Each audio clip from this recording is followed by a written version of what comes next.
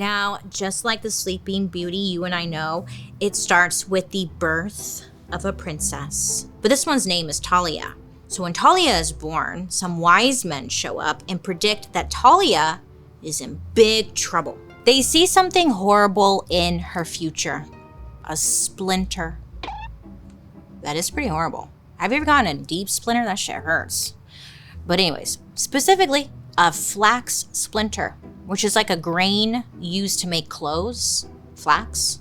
I don't know. But I guess, flax splinter, it's gotta suck. So the king is like, no flax in the castle, period. He wants to protect his daughter. But just like the Disney version, the princess finds herself in a weird room in the castle one day, and she finds an old woman spinning thread with flax. Somehow, Talia gets the splinter and drops dead. Bummer, I know. Her dad, the king, devastated. He abandons the whole castle with his dead daughter locked away inside. I guess 100 years go by, and a random king from another kingdom is passing by the castle and decides to go inside. He's like, oh cool, abandoned castle, let's check it out.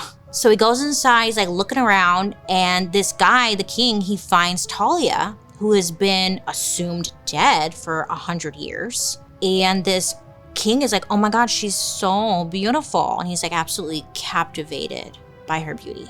But instead of like giving her true love's kiss, like Prince Charming, this king has sex with her.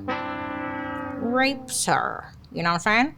I think it would be called necrophiliac, right? Necrophilia? I think that's what they call it. Yeah, that's what they call it. But sure, guy. But then here's the twist. Talia is actually not dead. She's a zombie. I know. She, I guess, essentially was in a coma. So after this incident, she gets pregnant and gives birth to 2 twins 9 months later. The fuck is going on? I know. I don't know. These people were wild back then. Stories were weird. Mind you, she gives birth and all this stuff all while she is still unconscious. I don't know. It's like a twilight birth, really. But she gets lucky, I guess. One day, one of her babies was having trouble finding her nipple. So I guess the baby went for the next best thing, her fingers. So the baby is sucking on that finger, and I guess it's the cursed, like, splinter finger. Okay, so the baby sucking on it, and this baby is able to suck out the poison or the curse splinter situation that was in Talia's finger. This is the weirdest story I've ever heard. I know. The baby sucks it out, and this wakes Talia up. Now, ain't that some shit?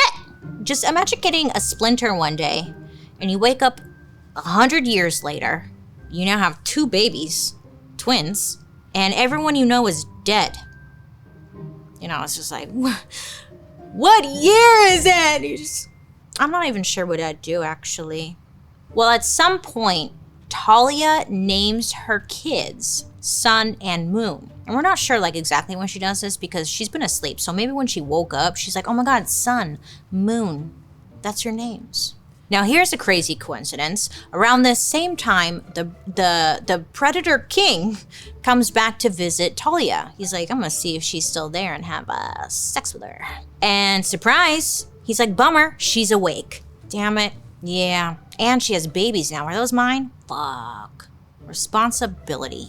The problem on top of the problem here is that the king at this point was already married. And when his wife finds out what had happened and what he did, she obviously was pissed. So the queen comes up with an evil plan. She orders their cook to kill the twins while Talia isn't around, and then have them cooked and fed to her husband, the king, unknowingly. That'll teach him a lesson. I guess, as the story goes, the cook didn't have it in him to do this, Instead, the cook kills a goat and serves that instead. The king's wife somehow finds out, she's pissed, and she decides that she now has to kill not only these babies, but also Talia. And on top of that, she's like, you're still gonna cook them, okay? I mean, you know what they say, if you want something done right, you just gotta do it yourself. And this queen was like, I'm doing it. So the queen prepares a boiling cauldron of poisonous snakes and plans to like toss all of them into it and make some kind of horrible soup. And at the last moment, the predator king, he intervenes and he pushes his wife into the cauldron instead. Work. So Talia and her twins live. Wow. But I guess they end up with the king. So, you know, I don't know how happily ever after that is, but nighty-night, I don't know. I mean, it's pretty wild that this was like in a kid's book, huh? Yeah. Basile, you were sure an interesting guy, full of imagination. Or maybe just back then kids were built different? No, I don't think so.